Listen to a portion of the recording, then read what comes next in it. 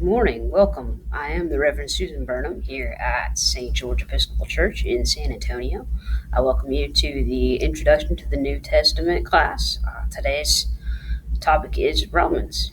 That's the letter of St. Paul to the Romans. I thought first off, just to chat a little bit about St. Paul. He wrote 13 letters, and the letters are not in chronological order in the New Testament. They are in a different order. So Paul wrote 13 letters. His earlier letters are 1st and 2nd Thessalonians, and then we have their church or gospel letters, which are 1st and 2nd Corinthians, Galatians, and Romans, which is what we're talking about today.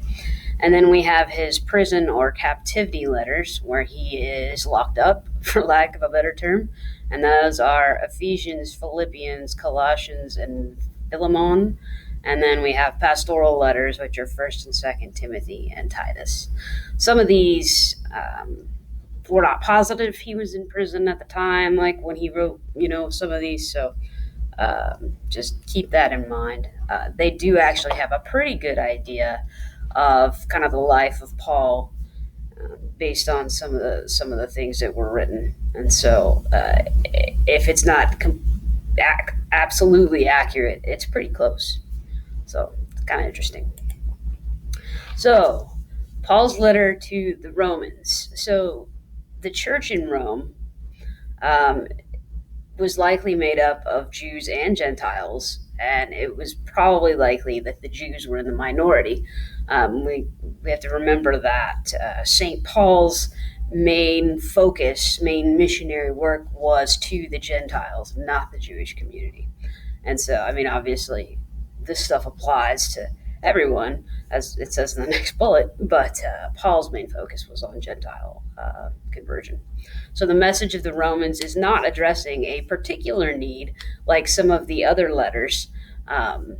It is to apply to all Christians generally. Purpose and theme. Possibly the purpose of this letter was that it was in place of a visit.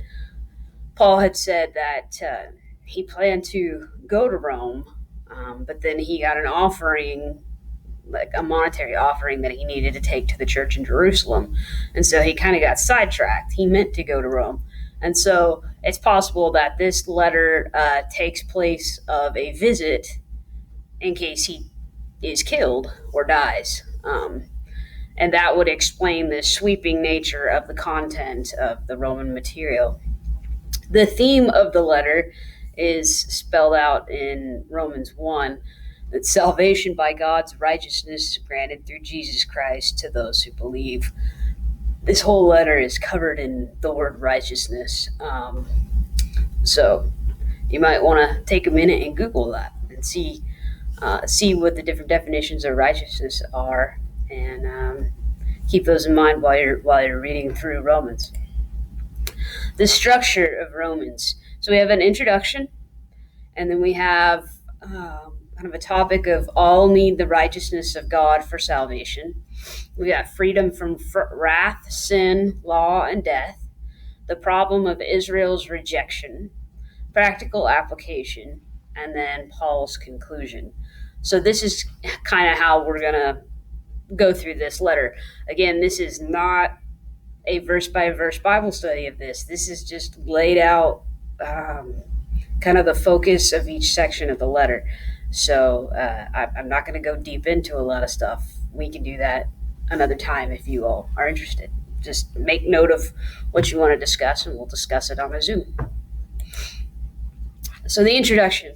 Paul followed the Greek letter writing format, but greatly enhanced the sections, obviously adding weight to his identity and to the gospel he proclaimed, as well as the authority for proclaiming it. And then I just put for you real quick a little Greek letter format.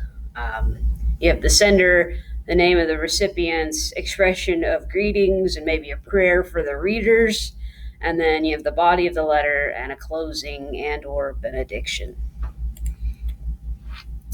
Okay, so after the introduction, we have the first major section. All need the righteousness of God for salvation. Paul first establishes that the Gentiles need salvation.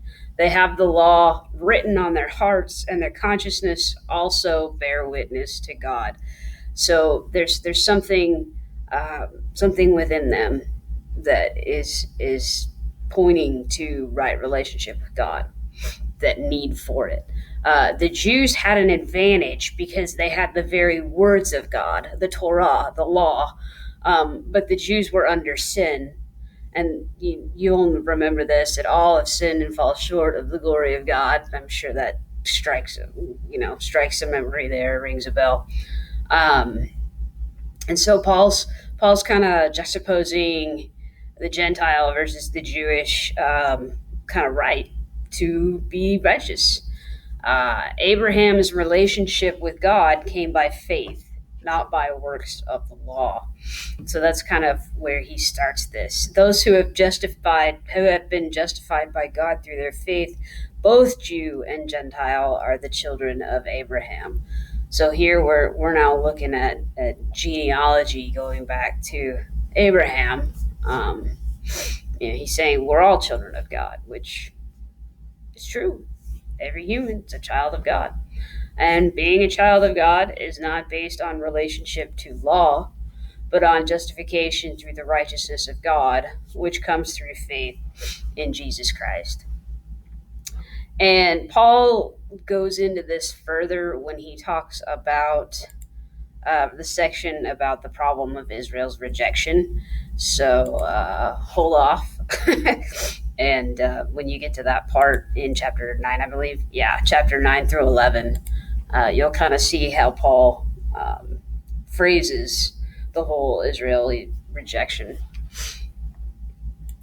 Because God is not rejecting Israel. Let me just say that. Israel is rejecting God. That's what Paul's argument is. But we'll get there. And then we have chapters 5 through chapter 8:39, which discusses what we're free from in Christ. So this is fun for me. I like this section right here. Chapters 5 through 8 present what the person who has been made righteous is free from. Chapter 5 shows that a person is free from wrath. And wrath, what he means is not, God boiling over mad and striking people with lightning with his fingers like in Star Wars. No, what he means by wrath is a state of being separated by God by human choice. It's not God's choice. You're not, I messed up, so God's going to reject, so God's rejecting you. That's not what wrath means in this letter. What Paul means by wrath is our state. It's a human choice, and it's our state. We put ourselves in it. Not God doesn't put us in a wrathful state. Chapter 6 emphasizes that a Christian is free from the power of sin, which previously determined their existence. So at the very bottom, there's this quote that I love that I'll just jump to. It says, "We are torn between the two existences at times," and that is the existence in sin or the existence in the Spirit. So he talks about living life in sin or living life in the Spirit. We are torn between the two existences at times, but to those who belong to Christ, life in the Spirit is determinative of lifestyle. In other words, if you're living in the Spirit, if you're living with Jesus Christ, you're going to choose to live a life free from sin. Now, that's not saying we're going to live a perfect life and never sin. It means that we're not following a path of evil and sin and destruction. We're trying to follow the path to new life in Jesus Christ. Chapter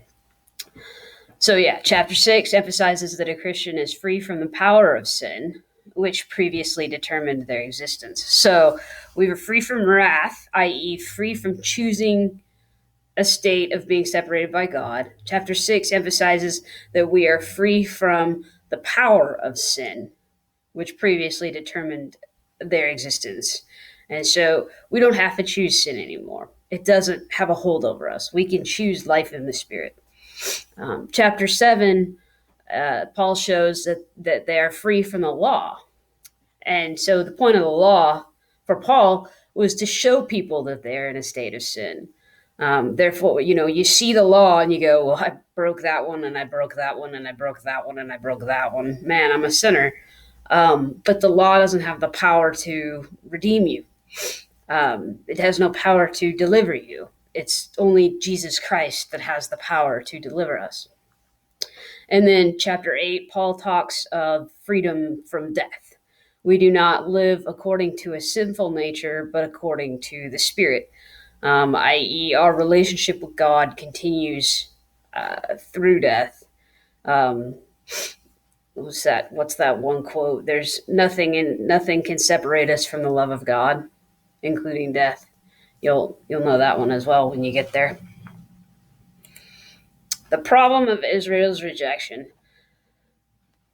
This is fascinating to me, and like I said, I'm not going to go deep into it. I'm just going to say what kind of what the letter expounds, and if y'all want to talk about it, we can talk about it. So, the problem of Israel's rejection. Now, chapters 9 through 11 could be a sermon preached by Paul, because these chapters can actually stand alone. Chapter 9 establishes that God has the sovereignty and consequently the right to choose whom he will without being answerable, of course, to anyone.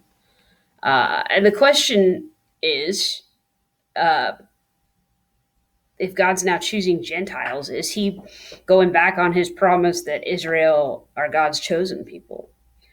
And what Paul shows in chapter 10 is that Israel chooses their own fate. They're choosing to not follow the Messiah.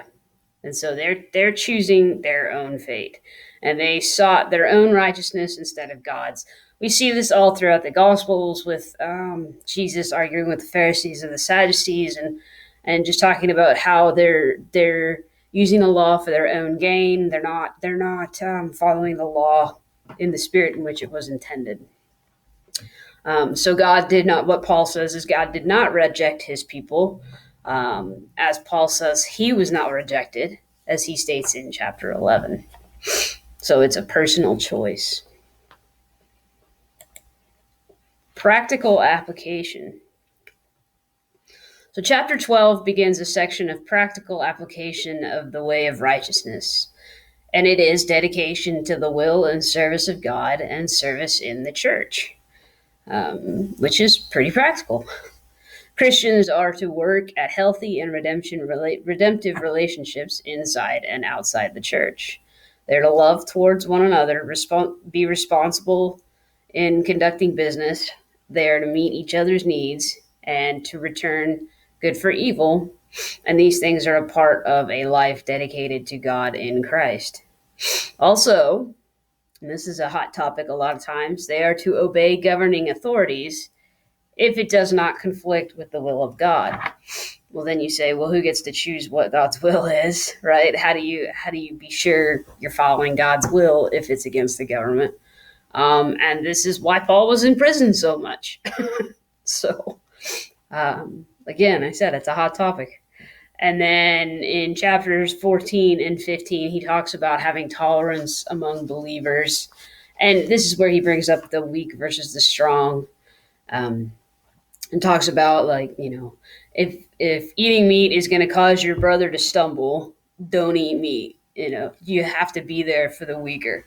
And so that's where that part is happening. And then we have Paul's conclusion. So Paul talks about his mission work, kind of here's what's happening. And then he sent a number of greetings and some encouraging words. And then he closed with a benediction. So that is a super short overview of St. Paul's letter to the Romans. I thank you for being here again. Like I said, this is just an overview of the outline of the letter. If you want to talk more about something, jot it down, send me an email, and when we Zoom in July, we can chat about it if we get to it. We still have to finish the Gospels, but the last Zoom was really fun. So thank you again for being with me today. And if you have any questions, I am sburnham@stgeorgechurch.org. And I'll talk to you later. Bye-bye.